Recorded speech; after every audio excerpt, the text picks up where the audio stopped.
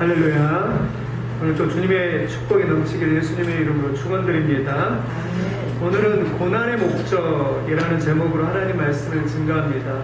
우리가 세상에 살아가면 누구나 이렇게 크고 작은 고난을 만나게 됩니다. 고난이 없는 인생은 세상에 아무도 없는 것 같아요.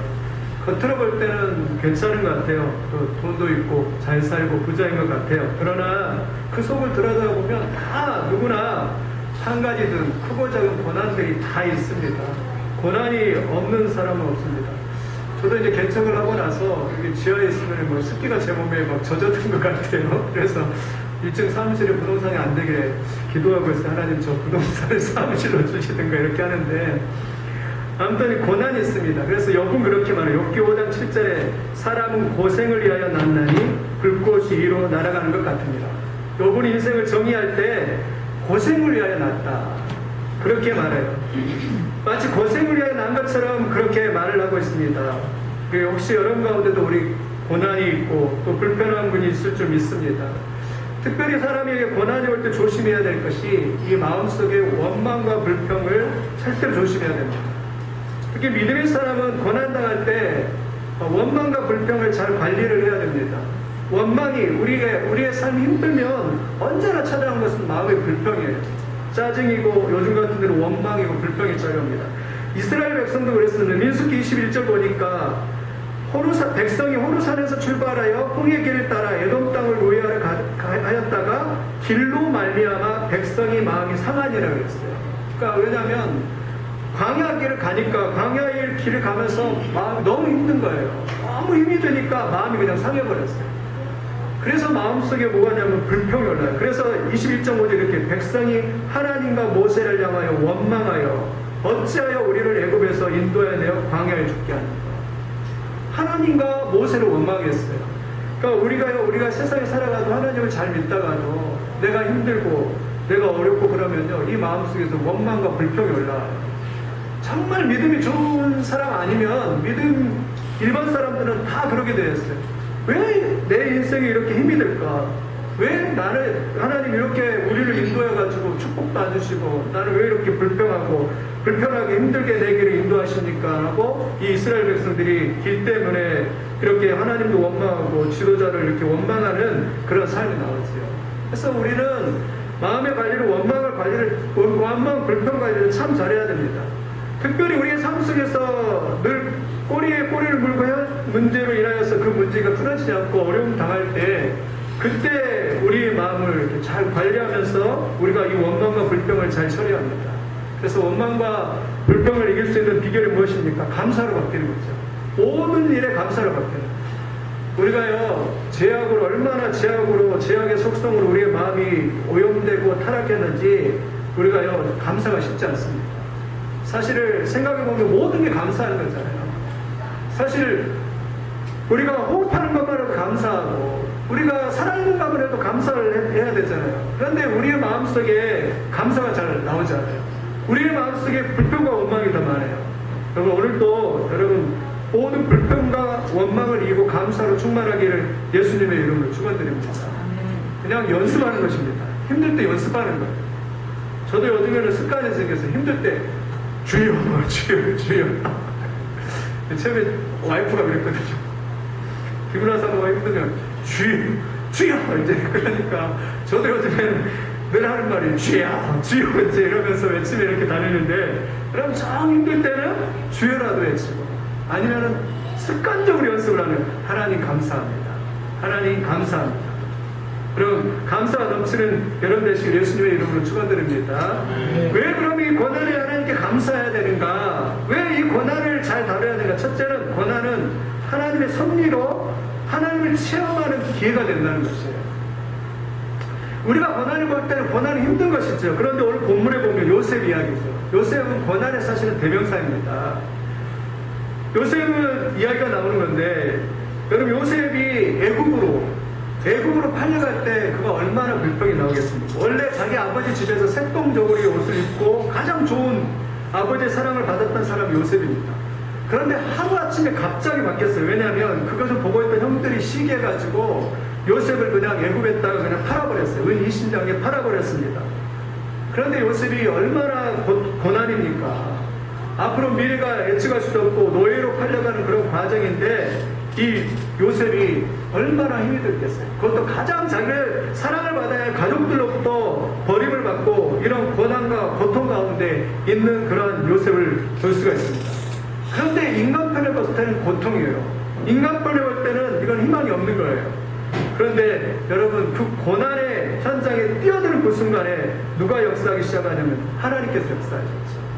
2절하고 보겠습니다. 2절 보면 여호와께서 요셉과 함께 하심으로, 거기에 말했죠. 여호와께서 요셉과 함께 하심으로. 생동적으로 옷 입고 좋은 환경에서 부자로 살 때에는, 아버지의 품 안에 있을 때는 하나님을 경험하지 못했어요.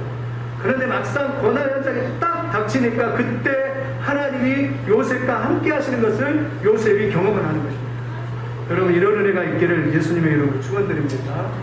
고난을 당할 때 가장 좋은 축복은 하나님이 나와 함께 하시다는 축복을 경험하는 것입니다. 오늘도 여러분 고난 당하고 있으니까 하나님이 함께 하심을 믿습니다. 하나님이 일부러 우리를 섭리적 고난을 보내시는 거예요. 섭리적 고난을 보내서 그 고난 가운데서 하나님을 좀 느껴보라고, 하나님을 경험해보라고. 그래서요 우리가요 그 고난의 때 더 하나님을 앞에 나가고 더 하나님과 동행해야 합니다. 하나님 앞에 나가요. 고난 당하니까 아이 하나님의 역사도 없는가 보다. 아, 왜 이렇게 힘들지 하고 그냥 세상으로 그냥 고난을 이기지 못하고 그냥 흘러 떠내려가는 것이 아니라 더 하나님을 붙잡는 것입니다. 하나님 더 우리 가정에 역사해 주시고 은혜를 베풀어 주시옵소서. 다윗도 그랬고 모세도 그렇고 고난 당할 때 더 하나님 앞에, 욥도 마찬가지죠. 고난 당할 때 더 하나님 앞에 더 나갔죠. 하나님 앞에 그 문제를 가지고 나가요. 억울한 일이 당했어도 그 문제를 가지고 하나님 앞에 나가는 그러한 요셉의 모습, 또 요셉의 모습을 볼 수 있습니다. 근데 참 이상한 것은요, 요셉이 별로 기도했다는 소리가 없어요. 고난당할 때는 하나님이 이렇게 찾아와 주시는 것입니다. 그리고 하나님이 우리를 만나 주시는 것인 줄 믿습니다. 그것이 섭리적 고난이라고 합니다. 섭리적 고난. 하나님은 고난을 통해서 우리를 부르시기도 하고, 고난을 통해서 우리를 낮추시기도 하고, 하나님은 고난을 통해서 우리를 깎기도 하고, 고난을 통해서 우리를 만들어 가시는 거예요. 우리의 섭리적 고난입니다. 하나님은 우리를 이끌어 가시는 거예요. 여러분 고난 당할 때는 하나님의 음성이 더 크게 들려요. C.S. 루이스가 말한 것처럼 고난은 우리에게 하나님의 확성기다라고, 하나님의 음성을 듣는 확성기다라고 말합니다. 고난당할 때 하나님의 음성이 더 크게 들리고, 고난당할 때 하나님이 더 가까이 계시고, 고난당할 때 우리와 함께 계심을 더 크게 느낄 줄 믿습니다. 오늘 또 요셉만 아니라 우리도 마찬가지입니다. 고난당할 때 하나님이 함께 하심을 깊이 누리는 여러분들이 되시기를 예수님의 이름으로 축원드립니다. 그런 은혜가 있기를 예수님의 이름으로 축원드립니다. 우리가 잘 아는 것은 자주 이야기하는 내용이지만 지사나 사랑의 그 쓴 이지선 양 있지 않습니까? 평범한 여대생 2000년 7월 30일 날 도서관에서 공부 보다가 이화 여대생인데 돌아오다가 오빠의 차를 타고 오는데 그냥 음주차가 와서 그냥 팡 받아가지고 차에서 불이 나가지고 온몸이 화상을 입었어요. 완전히 그냥 그래 타가지고 몸이 화상을 입고 수술을 40회 수술을 했다고 합니다. 40회, 사실 그 정도면 정말 견디기 힘든 순간일 것 같아요. 고통스러운 나날이 계속될 것 같아요. 절망이죠. 그런데 그 부모가 다행히 어머니가 사랑하는 가족들이 이지선 양을 살리기 위해서 날마다 기도하고 날마다 이렇게 인내로 그 재활을 하고 수술을 40회나 해가면서 일본 왔다 갔다 하면서 이렇게 수술을 해가면서 그 망가졌던, 그래도 그나마 그 얼굴들을 이제 많이 되찾았어요. 그리고 그 과정에서도 전적인 고난 가운데 이지선 씨가 하나님을 의지했어요. 하나님을 만났습니다. 이화여대 잘 나갈 때는 못 만났는데 그 와중에 하나님을 만났어요. 그리고 하나님을 만나고 그가 그 고통 가운데, 쓰라는 고통 가운데 자기의 자아상도 자기의 삶도 다 회복합니다. 하나님을 만나니까 그의 자아상도 그런 환경도 다 해요. 그래서 나중에 그렇게 고백하더라고요. 그가 만약에 당신이 고통 이전으로 돌아가는 거하고 만약에 그대로 남는 거 어떤 걸 선택하냐고 한다면 어떻게 하겠냐. 고통 이전에 그 아름다운 모습으로 미모로 돌아가는 것이 낫지 않겠냐. 그러니까 아니라고, 나는 차라리 고통 이전보다도 지금이 더 낫다라고 그렇게 고백을 합니다. 왜냐하면 하나님의 섭리 가운데서 하나님을 만났기 때문에 그런 고백을 하는 그러한 이진원 씨의 이런 모습을 봅니다. 그럼 오늘도 하나님 만나기를 예수님의 이름으로 축원드립니다. 고통 가운데 가장 좋은 하나님 만나요. 하나님 찾아와 주시옵소서. 우리 영동중학교 있을 때도 그러더라고. 어떤 어머니가, 중국에서 오는 어머니가 와가지고, 두 딸하고 같이 살아가는데 얼마나 힘이 들겠어요. 그렇게 하다가 그냥 갑자기 아프셔가지고 중환자실에서 가서 그냥 며칠 동안 한 15일 동안 있었던 것 같아요. 근데 그 딸하고 그 아버지가 와가지고, 아버지 믿지도 않는데 그냥 와가지고 매일 그냥 병원에 가가지고 지하실에 가가지고 같이 하나님 앞에 기도를 했대요. 그러니까 중환자실이니까 시간 약속이 있어야 되잖아요. 뭐 12시나 예를 들면 그럴 때 이렇게 방문해야 되는 그러니까. 그래서 매일 같이 가서 하나님 앞에 기도하고 자기 어머니를 살려달라고 계속 기도를 했다고 합니다. 그런데요, 참 신기하게 그때요. 저는 이제 그분들이 뭐 교회만 왔다 갔다 하니까 믿음이 없는 줄 알았어요. 그런데 하나님이 신기하게 그냥 음성을 이렇게 들려주는 거예요. 환상을 그 어머니한테 보여줬대요. 어머니한테 어떤 환상을 보여주냐면 완전히 무시무시한 사탄이 계속 공격을 하는데 누군가 자기를 이렇게 딱 방어하고 막으면서 자기를 이렇게 공격하지 못하고 그러면서 그 환상 가운데 또렷하게 들려주면서 내가 살아나게 될 것이다 라고 그렇게 음성을 들려줬대요. 그 어머니가. 근데 그 어머니가 이제 조선족이가지고 한국말을 잘 못하는데 그걸 간증을 이렇게 직접 듣는데 얼마나 어렸는지 모르겠어요. 그 어머니는 그 고난 가운데서 하나님을 만나는 거죠.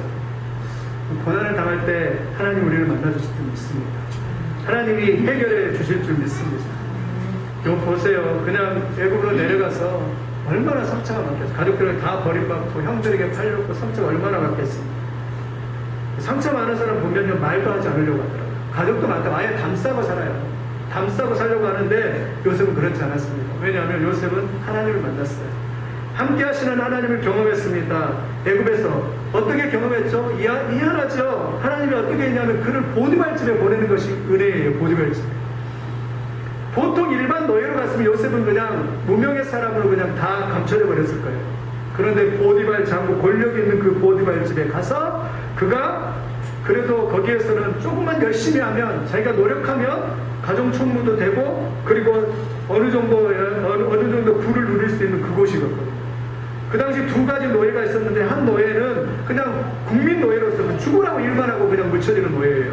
그런데 보디발 장군과 같이 개인 노예가 되면 힘도 있고 또 권력도 있고 부도 생산할 수 있는 그런 노예가 있었다고 합니다. 그런데 하나님의 은혜로 요셉은 보디발집으로 인도함을 이렇게 받은 점. 그리고 거기서 가정총무로서 모든 이러한 재산을 다 맡아서 관리하는 살림을 맡아서 하는 그런 관리로서 이렇게 그는 이렇게 훈련을 받고 있었던 것이죠.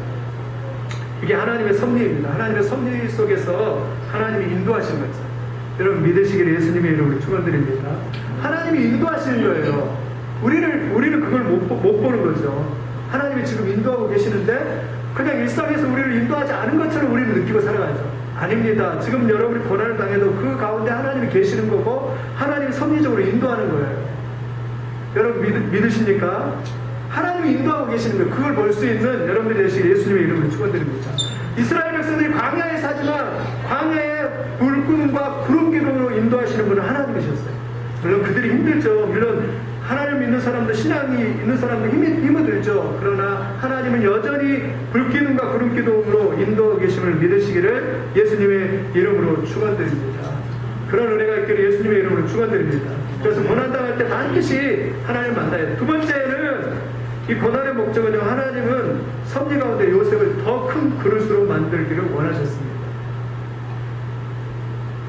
여러분, 좋은 그릇을 만들 때에도 여러분 보통 5,000도, 6,000도 뜨거운 열을 견뎌내야 합니다. 좋은 그릇이 그냥 되지 않습니다. 하나님도 사람을 만드실 때는 반드시 고난이라는 훈련에 광야의 학교에서 훈련을 만드십니다.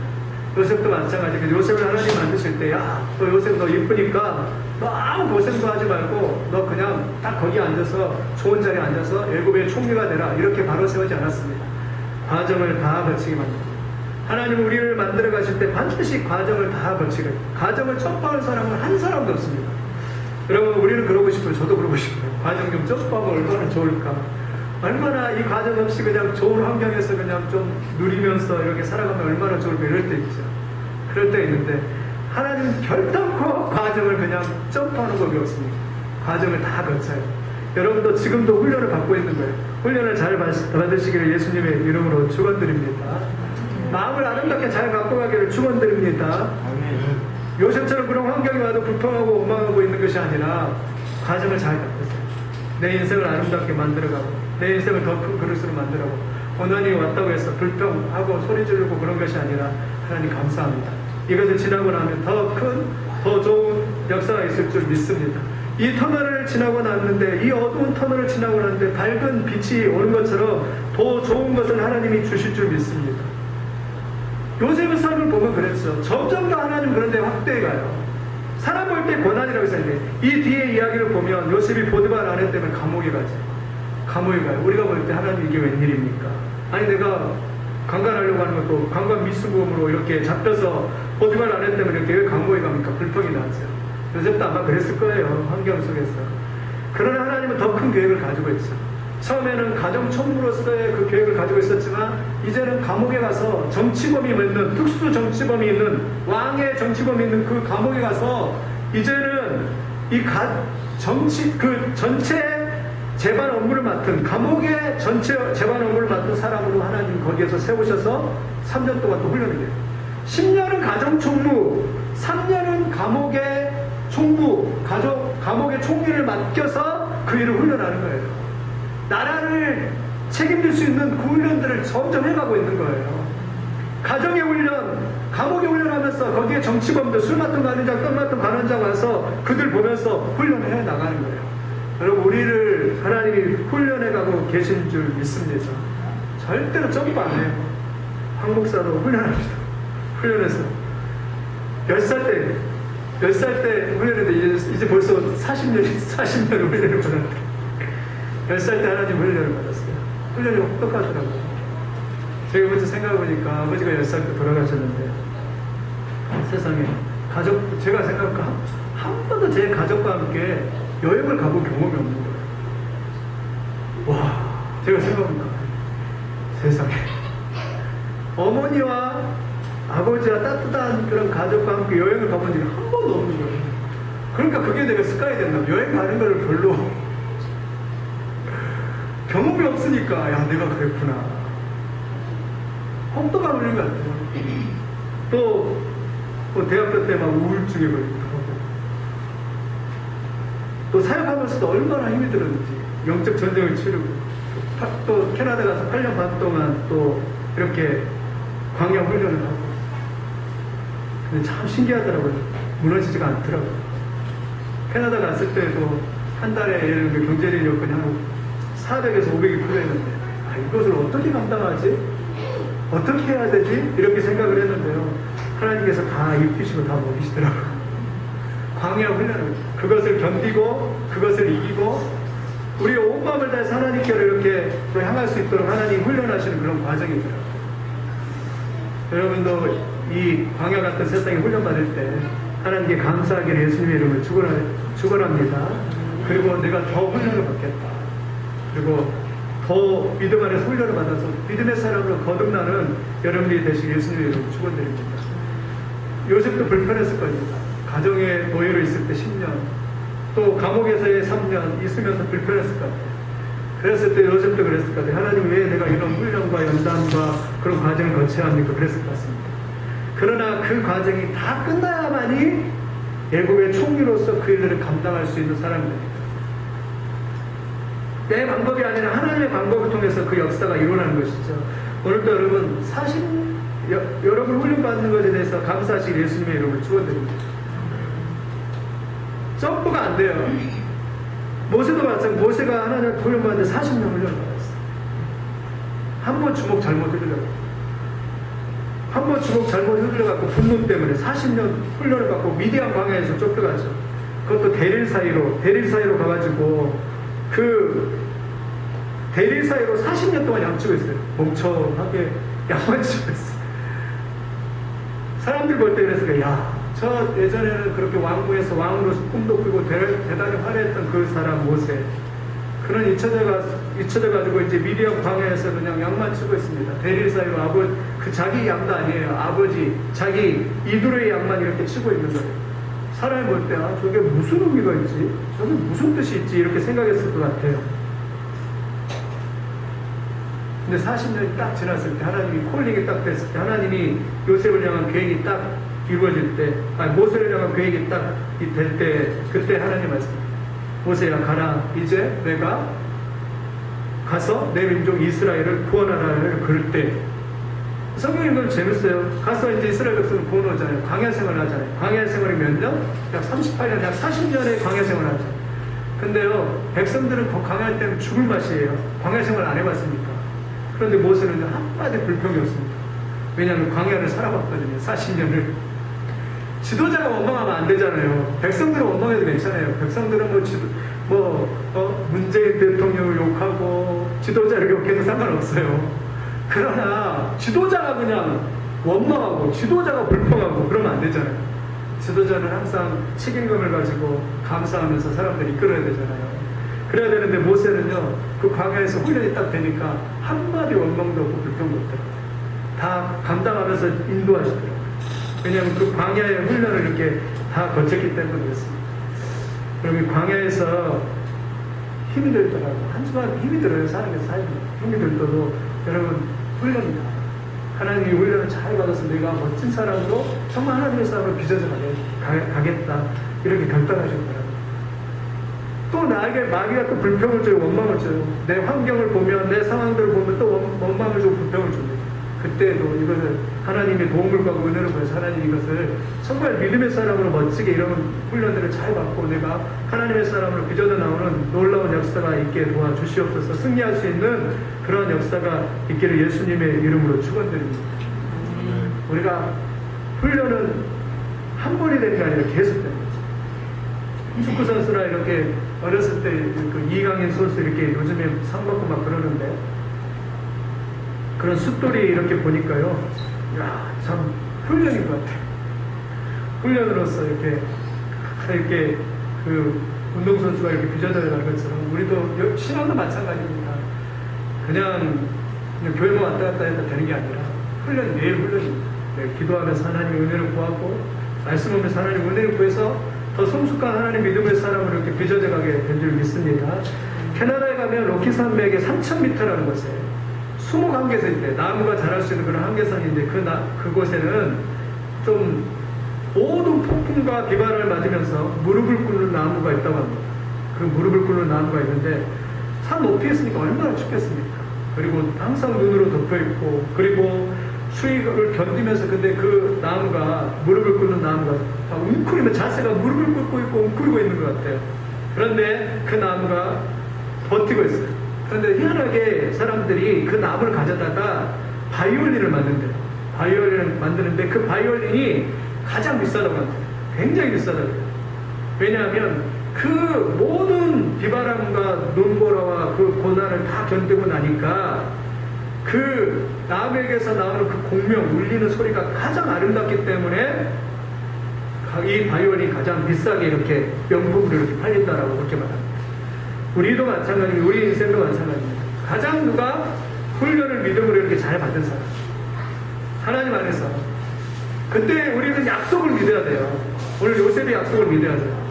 하나님 요셉뿐만 아니라 나를 빚으시고 나를 인도하셔서 하나님께서 나를 멋진 하나님의 사람으로 만드실 것을 약속을 믿고 하나님께서 나를 세워주실 것을 믿고 하나님 앞에 더 연단과 훈련을 잘 받는 여러분 되시기를 예수님의 이름으로 축원드립니다. 이게 고난의 목적이 하나님의 섭리적인 목적이 있습니다.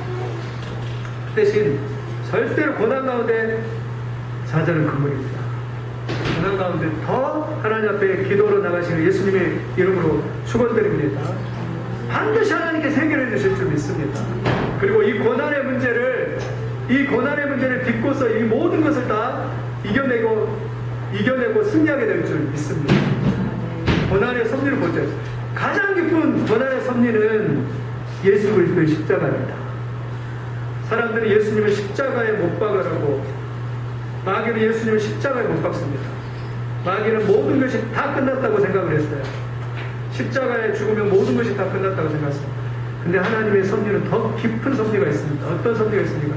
끝난 줄 알았는데 예수님이 그 십자가에서 피 흘리고 죽고 우리 죄를 위해서 죽으시고 그리고 다시 죽은 지 3일 만에 다시 부활하십니다. 근데 마귀는 그걸 못 보는 거죠. 죽음이고 절망이다 할지라도 그것을 딛고서 다시 부활로 이렇게 바꿔버리는 것이 하나님의 섭리예요. 하나님의 역사입니다. 여러분, 그래서 우리는 절망 가운데서 어둠 가운데서 빛을 볼 수 있어야 되고, 그리고 요셉과 같이 여러분의 모든 환경과 삶이 다 회복되는 역사가 있기를 예수님의 이름으로 축원드립니다. 그 계획이 고난이 다 끝나면 하나님은 역사하고 계세요. 다음 주에 이 놀라운 은혜를 이야기할 텐데, 올라감의 은혜를 이야기할 텐데, 이 고난이 다 끝나면 하나님은 특별한 방법으로 하나님이 역사하시는 그런 역사가 있습니다.